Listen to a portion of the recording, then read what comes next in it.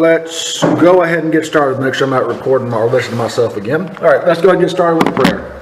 Dear Heavenly Father, Lord, we thank you for this opportunity to study your word, and the few that are here that come out, Lord, that show their dedication to understanding more about you. Lord, the harsh conditions did make it difficult to get here with other things going on, Lord, but we're here to learn your word. Thank you for allowing us to live in a country where we can do that. Don't allow us to take that for granted. Holy Spirit, help me to remember the things that I've studied, Lord, and that those that are here can pay attention and grow in the knowledge of who you are. Let this be worship to you, Jesus. For your name we pray, Master. Amen. Amen. All right, guys. First off, we are in Acts 18, but I want to show you something. I was looking for some other things, and I thought you might find this interesting. Anybody want to guess what this is right here? I know you probably can't see it that far away, so. Which one? These two things right here. Those two. Looks like Look like a picture. torn up. It's a picture. Very good, Dennis. You got it. Yeah. So now, what this is Jerusalem project. this is the archaeological Philippi prison. And who was in prison in Philippi? Paul. And this is what it would have looked like. The walls have come down now, but these would have been built in right here. There's a door that would have been open, one like this. You see what they're talking about. And this is the kind of stuff we're talking about with archaeology. It lets us know more about the situation. No, but most Jews are short, so they couldn't imprison me in Philippi. I'd be a giant there, so that's a good thing. But that's interesting. And there's a lot of archaeological evidence that we'll get into some today as well that plays an important role with everything we are talking about. I will try to move it quicker tonight because I know I'm going to have to reteach this because the few people here, this is an important section. We are in Acts 18 with Corinth. Why is Corinth big? What do we know about Corinth?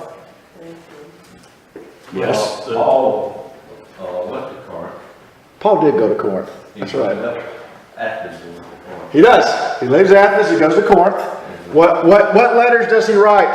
To the Corinthian church. Yes.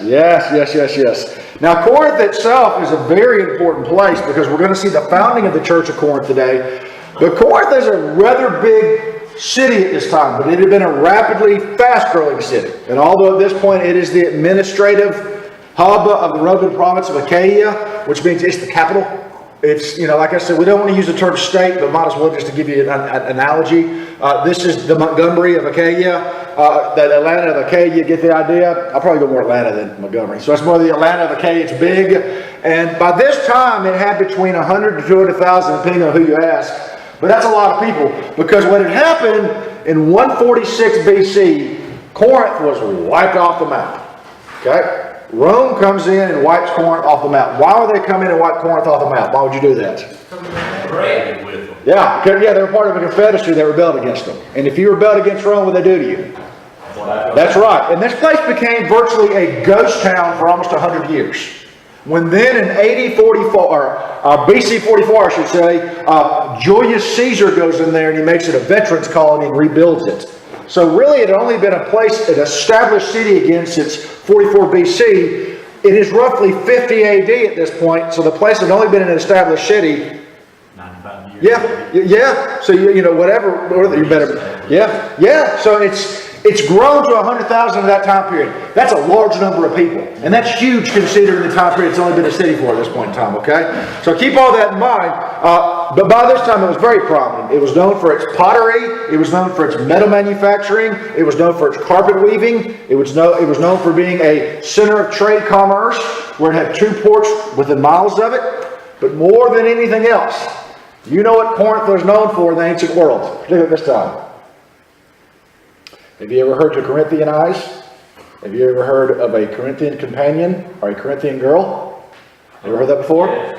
They were the greatest center of prostitution in the Roman world. They were known, matter of fact, to Corinthian, and Romans were bad. But if you wanted to be bad, you were called Corinthianizing. It was sexual debauchery to the extreme, immorality to the extreme. Their cult to Aphrodite was said to have over 1,000 prostitutes, both men and women, in it, okay, if not more. It brought in tons of money, and it was a trade commerce town with sailors coming in all the time. I can only imagine, and I don't mean to be blunt about this, but other people say this, well, this probably had to be the SD capital of the world at this point in time, put it that way. And this is Corinth. This is not, although some people compare it to Las Vegas, I think Corinth makes Las Vegas look like Nice humble southern town, honestly, when you recognize how bad Corinth was. So you're going to see this, and this is where he's going to go and do all this. Now, there's interesting archaeological finds there. One of them is to the cult of the healing god. The practice was very interesting. They would take to the healing god and have an altar, and they would take terracotta body parts, and they would sacrifice these body parts to this particular healing god. Why do you think they would do that? You had the element with your arms. Yes. Sacrificing arms. So Yes. you feel that arm. Yes. If your arm, there's at least 7 to 8 different categories, and hundreds of these were found in Corinth. It's a major archaeological find, as well as the great columns in Corinth. Does anybody know what the columns in Corinth were? If you ever read any or see any exegetical commentaries, they very often put this. Pretty much every New Testament study Bible puts this one picture next to Corinth. It's this column. Does anybody know what those columns are of?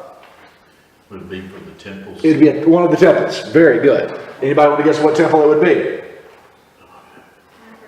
Apollo. Good guess though. Aphrodite was a very good guess considering how prominent she was with all of the other prostitution going on there. But these are going to be your big archaeological finds. There's a lot to this place. I'll go back over it more when we pick back up later. Just know the immorality of this place. It is dirty. It is dingy. It is not the place you necessarily want to be. And Paul even talks about when he founds this church, he didn't go into it with the attitude, oh yeah, I'm in Corinth. Okay? It wasn't like, oh, I'm going to Corinth, this is going to be great. It's like, really? That's where I'm going? I'm going to Corinth? So that's how bad this place is. So that brings us to the point where we are today in Acts 18, 1 through 3. And I'll kind of break this down because we're getting in more history again right now. But go ahead and read Acts 18, 1 through 3 for us, Jacinda. After these things, Paul departed from Athens and went to Corinth, and he found a certain Jew named Aquila, born in Pontus, who had recently come from Italy with his wife Priscilla, because Claudius had commanded all the Jews to depart from Rome, and he came to them. So because he was of the same trade, he stayed with them and worked, for by occupation they were tent makers. I will say this, tent makers we'll get to it in a minute, it is the proper Greek term, but it does not necessarily have to mean tent making. And we'll see that in a minute. So although Paul would have made tents, we'll see it in a minute, he would have been of the leather working artisan craftsman guild. Okay? This means he would have woven various goods, and tents being one of them, but various other things. Now that being said, there's a huge debate among scholars. Would he have been limited to leather itself? Well, maybe, but the area he came from was renowned for goat hair. So he probably also had the capability to be prominent with weaving with goat hair and goat hair tents. The problem with making goat hair tents where he is now is goat hair tents required instruments that were huge. And what is he doing right now? He's traveling. And it's not very easy to take huge working instruments with you, okay? So he might have been restricted at this point to leather. I don't know. But we'll look at that more in a second, okay? Just keep that in mind when we talk about him being a tent maker. We start out with a travel notice. What's a travel notice? What's a travel notice? Travel notice. What's that mean? Simply means he's about to spend a few days doing something. Remember how Steve said, boy, this seems to take a lot of time. We're not seeing all this. We will actually look at some of the dates that are provided. This verse, to let you know, as Steve mentioned, would have taken at least 3 days. By itself would have taken 3 days. It's a 50-mile journey. Now, if he had his horse, what's his horse's name? Trigger, as you said. I listened to last week as you named it, Dennis. If he had Trigger, it might have been a little faster, but 3 days roughly is what he's going to do here. And after these things is the kind of stuff you see. It's this vague time reference that doesn't say how long he spent in Athens. Just he's there, and then he's not, and now he's over here in Corinth, and that's all that means. And then in verse 2, he's going to come across 2 very prominent people. What are their names? Aquila and Priscilla. Have you ever heard these names before? Yeah. Very prominent. This is like meeting one of those famous people that we're going to see throughout the letters. They are probably, and I could be wrong if this is just me guessing, I would say they were the most prominent couple in early Christianity. And maybe somebody can prove me wrong, that's just off the top of my head. But I would say they were, as far as couples go, the most prominent. And as a matter of fact, Prisca is what she's often called. She actually gets mentioned before her husband in a lot of verses. Well, 4 out of 6 times. Okay? You don't ever see that. Which is going to mean one of 2 things. Either she has a greater, higher social status. Possibly she was born free from a wealthy family and her husband was a freed slave. or she was a more well-known, prominent Christian worker and more well-known of the two as a female.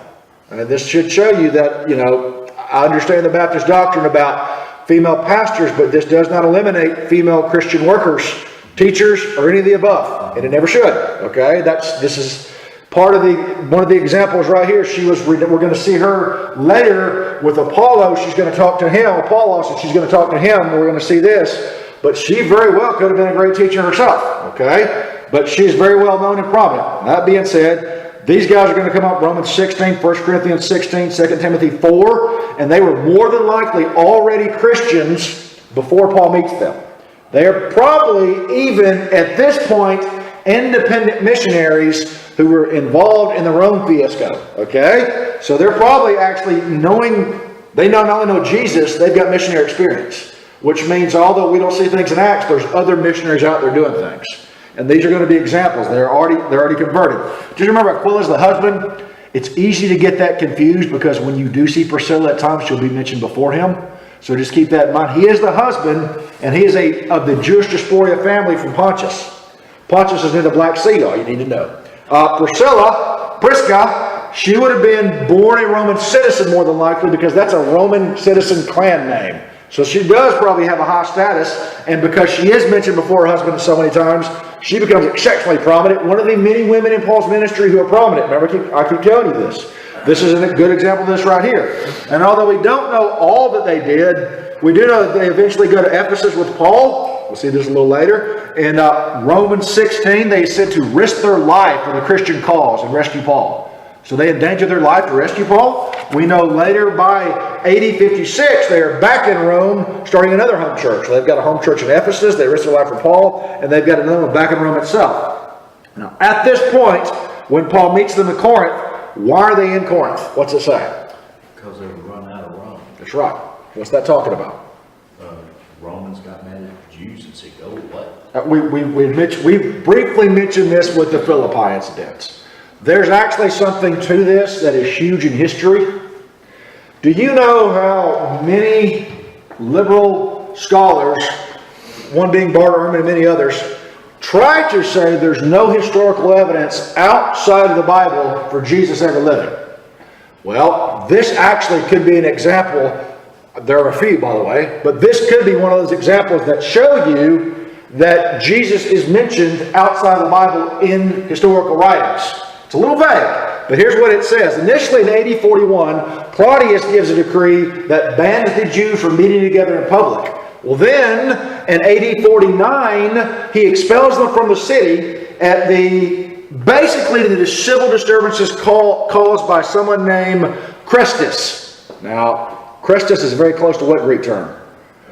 Christos, Christ. And what it is, it's division over who this Christus is. Now that's a Latin variant for Christ and a very common Roman misspelling for Christ. So what this would depict is the non-believing Jews and the believing Jews debating about the Christ, Messiah, and at that time period, who's the big debate that's going on about who the Messiah is between these groups? Jesus. So what we have here is, more than likely, another reference to Jesus outside of Scripture in the writings of Suetonius. Suetonius would have known how to say Christos, but he's probably quoting from an earlier source that used that variant itself. So what we have here is what? The non-believing Jews and the believing Jews are arguing about who Jesus is in Rome, and all the civil disturbances that we've seen happen in other places are happening there. So what does Claudius do? He goes, nope, I already want this place to be an ancestral worship home. All y'all get out. So he expels 40 to 50,000 Jews. That would include believing Christians as well. This is where Aquila and Priscilla get to Corinth. Yes, sir. I'm reading somewhere where it said that the name, they had 185 to 200 Roman emperors during the Roman Empire. So the name of Caesar must have been something like the name of... Like Pharaoh. That's exactly what it was. Julius, it comes from the first emperor, and then it became a title like Pharaoh. Yes, it's just an emperor. And that's exactly what it is. There's some technicalities to it. I don't want to confuse you, but yes, that's the answer. It's a title you give the Roman emperor is what it is. and it originates with the first one, and it goes on from there, okay? Very good. All right, so this is why we're going to see these two in Corinth, because they just had a lot of problems in Italy, which is Rome, and because of these decrees that are going on, one of these in AD 49, so Steve, this is going to put us about what year? AD 49 is why we are where we are. We're beginning to see how this unfolds, what timeline we are now. More to that in a minute. And we see them there, and then Paul gets there probably early AD 50, and he meets them, and he's naturally going to connect with them because they're going to be involved in the Jewish community, and they're going to what? Have the same faith and have the same trade. Okay? Now keep in mind at this point, Paul has just been run out of town and he's by himself. And when you're by yourself and run out of town, you don't have many supplies. How much money you got in your pocket? Not very much. Not at all. And so he has to somehow find a place to stay and somehow support himself until his two missionary buddies, Timothy and Silas, show back up with the funds from the churches. You know, right now he's stuck. He's got to eat. He's got to do something. And this is where he can either be what philosophy called basically where you sold your philosophy for money and you became a client to a patron. But if you became a client to a patron, what did that mean? That meant who could control what you taught? Those paying your check. And so he doesn't want to do that. He doesn't want to be this guy who's put in a box. He needs to express the truth of Christianity. And the only way he can do it without being a burden and acting like he's some kind of con artist or having his teaching changed is to go back and do what he knows how to do. And that's manual labor in the Leather Craft Guild. Okay? Now, it's interesting because if you live back in these days, the streets were often named about what guild dominated that streets. Fisherman market streets, carpentry streets. And so they would have been on Leather Craft Guild streets is where they would have been. They would have all been associated here together, these artisans. And they would have been, there was no middle class, guys. There was elite, there was peasant, and then there was what we would call higher peasants or lower class. Okay? That's above the peasant, but not anywhere near the elite. These guys would have been the manual laborers who would have been down there like that. Over peasants, but way far away from those elites. And so this is what they would have been right here. Now, in Corinth itself, although he would have worked with other things I mentioned, I want to emphasize that to you. Tents would have been popular if you're of this guild. Why would tents be popular at a place that was a trade route and a place that was close to a harbor? Why would tent selling be so popular? Because you're wearing out your tents on the road. You need repair? That's one. That's exactly right. And two, what else? They didn't exactly have the greatest hotel accommodations, did they? And so what would you need if you were going to stay there for a little while? A tent. So that's right. So tents would have been huge at this point in time and very prominent themselves, okay? Now, at this point in time, at this juncture, he's going to live with them. Where do you think they lived at? Probably on 10th Street. Leather Guild streets. They did do that. They lived in the Leather Guild, which would have been in the North Market of Corinth. But what do you think they lived at? We're not peasants, but we're not rich. And we have our own business. Where do you think they lived at? At the business. In the business. That's right. And what you had in these is the bottom floor was the business shop, okay? And then there was the small shack, one room above, okay? And the shack, one room, basically, oh man, it was small, okay? You had enough sufficient room for a little bit of bedding, and you had a heating device. It was this kind of little kettle thing. You could heat stuff. Normally, you only had bread anyway. You wouldn't eat at the tavern, but you could if you needed to do that. There would have been more than likely no running water at this particular place, and no toilets. But you would have had a chamber pot. What's a chamber pot? That's what you go in. That's right. There's even records in Corinth of the law. What happened is in some of the other dwellings that they had, they built them up like this, okay? And unlike today, today you're moving up, well, the old subject shows that Jefferson's moving up, you're east side, you're getting rich. Well, back in those days, the higher up you went, the poorer you were. Because they didn't exactly have good building codes back then. And so the higher up, greater chances you're going to fall and die, okay? So it became a problem. If your chamber pot became full, what would you need to do? And you can't see because there ain't no electricity, so what would you do? Throw it from your window. And if you were to hit a passerby and they figured out it was you, it was a federal offense. So that was actually a problem at that point in time. But it's hard to tell because it was dark in all its windows, but it did let you know what was all on the street below. Yeah, there you go. That's what you're dealing with at this point in time, okay? So how this would have worked is Aquila and Priscilla would have lived in this one room above the shop. One room, really small, little place, and they would have had this little fold-down door over this room, and Paul would have stayed down in the shop itself, sleeping among the tools, okay? And although the chamber pot was used, if they really needed, they had public restrooms. But I don't want to use the public restrooms in Corinth just based on all the prostitutes that's going around, just to be honest with you. So it's there, but they probably didn't use that very much as well. All right. Yeah, that's right. That would have been a Roman setup, something along those lines. Prison style. It's prison style. It's just a little hole in a cinder block. When the army went to war, first thing they did, they dug them a hole, a ditch, for the whole thing, and it was all right till the wind changed.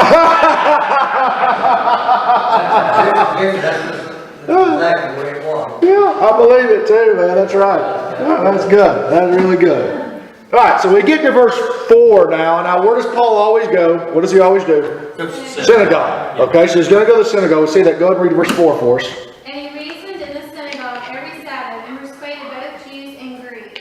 All right, what this means is for several weeks in the Jewish community, he's going to engage in a teaching ministry. The term used to mean giving a discourse, teaching, or debating, and it's debated on which one it means. But just know he's leading a teaching ministry by the Jewish community. His efforts are going to be to persuade his audience. The Greek term is actually open. That means we don't know if he persuaded or not. But given the context, it probably means he indeed persuaded. Okay? So he's leading a teaching ministry where he indeed does persuade certain people. And he does it in the synagogue, but it also says among the Greeks. All right. Now, when you worked back then, it was a job to where you're using your hands, but you also had idle time. Although you worked from sun up to sundown, you didn't work the entire time. It was conversating going on a lot. And at this particular job, you could even talk while you were doing it. Okay? I mean, it's not like when Beth teaches math. Beth can't carry on a conversation with somebody who teaches math. Although her students might be talking, she can't. Okay? But if you're working with your hands, you can kind of talk to somebody while you're doing it. And when people would come in with pence, this probably depicts Paul as talking to them about the gospel message when they come in. Or possibly even in the open marketplace. But he's still at this point limited on how much he can because he's still working. And if you're working, how much time are you going to get to study and put together stuff you need to go talk? Not as much. So his time's going to be taken away until the finances come in. And once those finances... A bivocational preacher. But he's not, but that's right. This is, Steve nailed it. This is actually a misunderstanding, not on Steve's part, but there are people who try to endorse a bivocation, which Scripture never endorses that. And if anything, it shows why it's bad. Yeah. He actually later on at this point, to those in Greek society, if your main teacher had to do any other job besides teach you, it shamed you. It shamed you. And the Corinthians will get mad at Paul later because he won't take their money. But he's like, listen, I'm not having to work manual labor anymore. I'm getting money from other churches. And the reason why he's doing it is, I don't want you to have that mentality that you can control what I teach. And that's what he's going to say later. But those of you that I trust, that I know won't control how I teach, I'll take money from you. And that way I can spend full time teaching, preaching, and studying. And we're going to see him do that a little later. So this doesn't engage all the... I know you were saying that. There are people who misunderstand. That's not what that's saying at all right there. That's part of the scenario he's setting up, that once he has that support, he won't be doing this anymore. All right, so as he moves in right here, after all this, we got the cavalry arrives in verse 5 through 6. Go ahead and read that for us, Jacinda. When Silas and Timothy had come from Macedonia, Paul was compelled by the Spirit and testified to the Jews that Jesus is the Christ. But when they opposed him and blasphemed, he shook his garments and said to them, your blood be upon your own heads. I am clean. From now on, I will go to the Gentiles. All right, so who arrives? Timothy and Silas. Timothy and Silas, his old missionary buddies, his missionary team. They're back now. Last time we saw them, they were in Berea in Acts 17. There's a debate if they've already met Paul or not, but they're back again now. And we know based on 2 Corinthians 11 and Philippians 4, they're back with money. And this is what it's talking about when it leads to this financial support allows Paul to set aside his tent making trade and spend full time, one of the texts says, wholly absorbed in preaching and teaching and proving that Jesus was the promised Messiah. The Greek itself pictures Paul as being compelled to devote himself to this study, particularly to go out to the Jews and show them their Messiah has arrived. Once he's got that financial support, he goes and does this, and he spends all his time preaching and teaching to the Jews. But there's one problem. The reaction of the Jews is not worth all the time he's putting into it.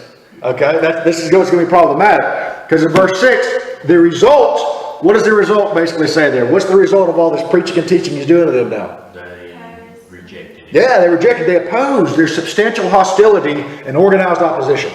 Okay? And what we're going to see is this intense opposition by the Jewish community, who really seems to have some kind of elite status, because they're going to make it to where he can no longer speak in the synagogue. One, for what they're going to actually do, but two, they seem to have some pull that bans him from coming in a little later. But what we see here is they opposed him. That means resist face to face. And they defamed him, which is to verbally slander or revile his message. In particular, what they're going to do is, in their mind, he's teaching who's the Messiah. Jesus, okay? He's saying Jesus is the Messiah, but in their mind, it's impossible for a crucified person to be the Messiah, because a crucified person was a criminal cursed by God. And our Messiah is not a criminal cursed by God. This is what they're saying. So what you're saying constitutes blasphemy. You are saying a crucified, cursed criminal is the promised Messiah. Blasphemy! Blasphemy! So every time you get up there and start teaching about Jesus being the Messiah, what will they start doing? Blasphemy! Blasphemy! Blasphemy! And so he couldn't get a word out. They'd heckle him from the crowd, and they would do this repeatedly. Okay? And after repeatedly having this happen, keeping him from being able to come and teach, and repeatedly stopping him and interrupting him and screaming blasphemy every time we talk about Jesus as the Messiah, he reacts with a symbolic gesture, an explanation, a declaration, and an announcement. What is a symbolic gesture in the relating to this hateful antagonism? What's the symbolic gesture? Shake. Yeah. And yes. It's a synonym. The feet is what all this is. I think this particular one comes from like Nehemiah 5, but they're the exact same thing as the feet is what it is. And it's a sign of rejection against those in the Jewish community who reject him. It's a way of distancing himself from their sin. He also says, your blood be on your head. This is, in a nutshell, this is playing off Ezekiel 33, and it's saying there are dire consequences for rejecting this message. Okay? I distance myself from you. I break fellowship. There are dire consequences. And guess what? I'm not responsible for the consequences coming your way. I fulfilled my calling to you. I came to you. I gave the message. You rejected the message. I'm going to the Gentiles. This doesn't mean he hadn't already been to the Gentiles. And this isn't a permanent break with the Jews. But he's saying, for those in Corinth, you Jews in Corinth, I'm done with you. No more. We are broken with fellowship. I'm not going to talk to you anymore about it. And I'm moving on. Once again, a sign for us that there comes a time you begin to throw pearls before pigs, and it's time to move on. Okay? This is what he does at this point. Well, not to be totally negative, Luke gives us a positive side of things. Normally he starts with positive. This time he starts with the negative, and then he goes back to the positive. Keener talks about, he believes this actually, even though this happened, a lot of this time would have been a respite from the emotional destruction and the physical destruction he'd gone through Macedonia. And this is why Luke does it this way. He begins to focus on a lot of the positive, because compared to what he just went through, it's a lot easier, put it that way. And it's almost like the Lord is giving him a second to take his breath before moving into another big phase. Okay? And all the bad stuff happens, it's not nearly as bad as what just did happen. And so that's how it's kind of depicting this. So now we get the success in verse 7 through 8. Read that for us. And he departed from there and entered the house of a certain man named Justus, one who worshipped God, whose house was next to the door to the synagogue. Then Crispus, the ruler of the synagogue, believed on the Lord with all his household, and many of the Corinthians hearing believed and were baptized. All right. We have two prominent converts. One Gentile, one Jew. Okay? Justus is Titius Justus. He is a God-fearer who lives where? Next to the synagogue. Now, there are older texts that, one of your texts might read this, that it kind of seems to say that Paul goes and moves in with him. That's an older text. This text actually portrays Paul transferring his teaching ministry from the synagogue to this guy's house. This guy's house becomes a home church, basically, okay? It's possible this is the same guy from Romans 16. We'll deal with that later. I'm not worried about that now. Just know that this guy is going to be where Paul's base of operation is about to move forward after he transfers his teaching activity. But he transfers his teaching activity. He leaves the synagogue and goes where? Next door. Right next door to the synagogue. Which, how's that going to make the Jews feel?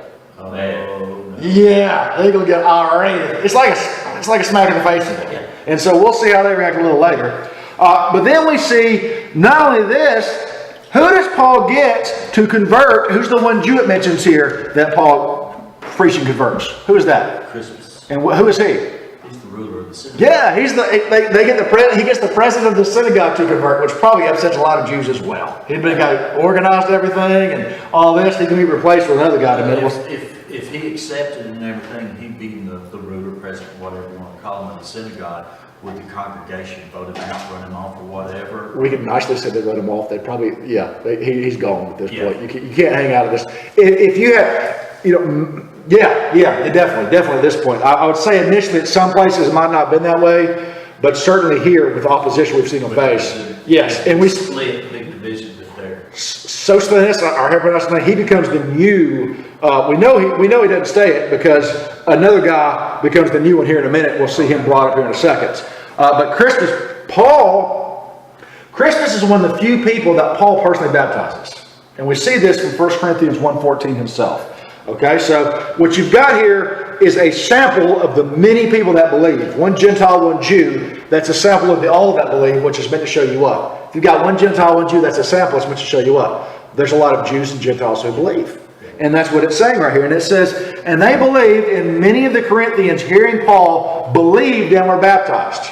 So although we've got Crispus' household who's baptized, what is the initial connection with being baptized? Believing. It's right there in front of you, okay? And what it says here is, and they believed, and all these people in court that believed, they're baptized. That means they were immersed in water. Schnabel does this summary statement. I think it's a really good way to look at baptism here, because it means they're immersed in water, and it's symbolizing their acknowledging of their own sin and need for forgiveness. It's their recognizing that God forgave their sins on account of Jesus' death and resurrection and exaltation. And it's a trust in Jesus' guarantee of eternal life, which is evidence that their sins have truly been forgiven. I think that's a great way to look at baptism. Because with baptism, you're symbolically picturing the sins being washed away and your commitment to Christ when you're raised back up and dedicated to Him as your Lord. And I think that's a very good definition of baptism itself. All right, we will stop right here at verse 9 through 11 and just quickly mention it. We'll just stop there. 9 through 11, Paul has a night vision. Go ahead and read that. Now the Lord spoke to Paul in the night by a vision. Do not be afraid, but speak, and do not keep silent.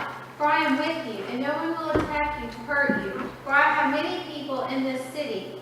And he continued there a year and 6 months, teaching the word of God among them. All right, we'll burn through this because I want to get to the last verse. This tells of an encouraging vision, what some have called an oracle of assurance. This means continue your ministry in Corinth itself. Zondervan Schnabel calls this the epiphany. It was 6 parts. You got a night vision, a dream revelation from the Lord. Who's the Lord? Jesus, the risen, exalted Savior. So this is directly from Jesus Himself. Okay? A night vision directly from Jesus, where He gives an exhortation not to be afraid of His opponents, an exhortation to continue preaching. Speak out. Don't be silent. Positive and negative command, where He gives Paul assurance of His continual presence. I'm going to be with you, which means you're going to have divine active assistance despite the mounting human opposition. He assures him of personal protection. This gets a little tricky here, okay? He assures him of personal protection that no one will attack or harm him. And I add to that until all is done. Because at the end, there's an implication that he might have to go before the synagogue. Although the Romans throw it out, he might have to go to the synagogue. And 1 Corinthians 11 talks about him getting beat at the synagogue. He gets beat 5 times. And based on her writing to 1 Corinthians, many think one of those 5 times is connected to this incident here. But it would be after all is finished. 1 and 2, we're not 100% certain. But what that would mean is God's going to protect you from the mission from failing, is what this really means. No matter how other way we talk about this, okay? And then He's going to assure him there'll be missionary success. Look how that's worded. How does that? He assures him there will be missionary success. How does that word that? Look how it says that. And what? I have many people in the city. Well, they're not converted yet. How in the world could Jesus make this statement if they're not yet converted? And He's guaranteeing success. What's He saying? He knows what's going to come. He knows what's going to come. He knows them by name. He knows them already. This is actually saying many more Jews and Gentiles will come in. And what this is divine foreknowledge of future conversion. Is what this is. Paul has no idea. And it doesn't eliminate Paul's need to go preach, does it? As a matter of fact, it says, Paul, you need to go preach. This is kind of like Nineveh, wasn't it? Yes, sir. That's right. Yes, sir. That's right. He knows how this is going to play out. But Paul is in no means whatsoever can you go, well, what will be, what will be. It's what, because Jesus knows, and Paul's commanded to go, that Paul is supposed to go and do what Paul's supposed to do, and he's guaranteed success when he does what he's supposed to do. Once again, he's humanly responsible to carry this out, although Jesus knows how it's going to turn out. Okay? Keep all that in mind. And then we got verse 11, and he stayed a year and 6 months. This is the result of the vision. And it's debated. This could either mean from the point in time the vision's given till he leaves, or his entire stay in Corinth. This is where I'm going to give you some years based on Schnabel. Schnabel, in my opinion, does the best on breaking down possible years this could be. We know roughly, of all the times I've seen so far, that I'm 100% certain we know when this is going on. 100% certain. And the reason why is these people, Aquila and Priscilla, they get kicked out of Rome and have to come to Corinth with an edict that happens around AD 49. Okay? The guy, Gallio, that becomes proconsul in a minute, we know from historical inscriptions, he is only the Roman proconsul from July 1st, AD 51 to June 30th, AD 52. Then he gets really sick and has to step down. So we know for a fact this has to be between AD 49 and AD 52. 100% certain. And to give all this time right here, more than likely Paul's stay in Corinth is from March AD 50 until the fall AD 51. Now based on Schnabel, back in Acts 13, the first missionary journey, Paul leaves in about AD 45. And at this point, we're to the fall of AD 51. And if he's only been on this whole missionary trip, it's still a long time, since AD 45, and he spends from AD 50 to AD 51 in Corinth, how much of a big chunk is that he spent in Corinth? Really a long time compared to everything else. And this is why Corinth becomes so important to him. He spends a long time there, okay? Now this is still a long trip. What's the math from AD 45 to fall of AD 51? How many years would that be? 6 years. So since Acts 13, we've got 6 years. That's still a lot going on. And as you're pointing out, it's so much we're skipping that's going on. But this has been 6 years. That's a long time. So you're getting an idea how Luke's hitting you with rapid fire so much. So 13 to 5 chapters in 6 years. What is that? Is that about, yeah. Wow, 5 or 6 chapters in 6 years. So that's not very much when you think about the whole overall scheme of things and how much is actually happening on the grander picture. And we will stop here, but verse 12 through 17 is going to be the most important legal verdict in early Christian history. Because what's going to happen is the Jews are going to try to make it to where Christianity is made illegal in Corinth. And they're going to try to make it where Paul has to shut down talking about the Messiah. And once this verdict happens, Christianity becomes legalized by the Roman world for the first time ever in history. And it will stay that way until Nero takes office, when Christianity gets slaughtered again. But this becomes important because if this verdict would have gone the other way, there would have been no Christianity. But this is going to legally protect Christianity for a long period of time. And the irony is, how this even gets started is the Jews are trying to shut it down, and God turns what man's trying to shut down into the greatest legal victory to this point in Christian history. It's just amazing how it unfolds. Okay? Now we will pick that up next time. Do you have any questions so far? Well, you're saying like AD 45. Yeah, like 45 AD. Like how you say it is, in technical scholarship terms, is the letters A and the letters D in 45. Okay? So what I'm saying is a 4 and a 5. Right? What I'm hearing is AD 45 means there yet. No. AD 45, that's what I did for Gene as well. 45 AD. I'll say it in terms like we're talking right now, okay? I do the same thing for Gene because he asks me all the time. When you read scholarly papers and commentaries, that's how you technically word it. Is the letters A, the letters D, and then the number 45. Because BC comes after. It goes 163 BC. And then AD, if you put it before, so you won't mix them up like that, okay? Now, Not 80. yeah, not 80. Yeah, that's Gene asked me that one other time as well, and he thought I was talking about the prediction of Constantinople or Constantine. So no, 45 AD, okay? And it's going to go to 51 AD, okay? So we'll look at it like that. Good question. And just remember that. And more than likely, based on Schnabel's calculations, and I think he's dead on, Paul is going to be in Corinth from March 50 AD until fall 51 AD. 18 months, just like it just said. Yes? So you count down BC. Yes. And up 80. Yes, sir. That's exactly right. Yes, sir. That's exactly right. It's like a rocket launch. BC is a rocket launch. That's right. Very, very good. Very, very good. All right. Like I said, well, good questions, guys. That's the kind of stuff I want to make sure you're asking me. Are there anything else you want to know about with this? Nothing else? That's my biggest question was the time frame. Okay. Okay. Good. If there's nothing else, I will stop this.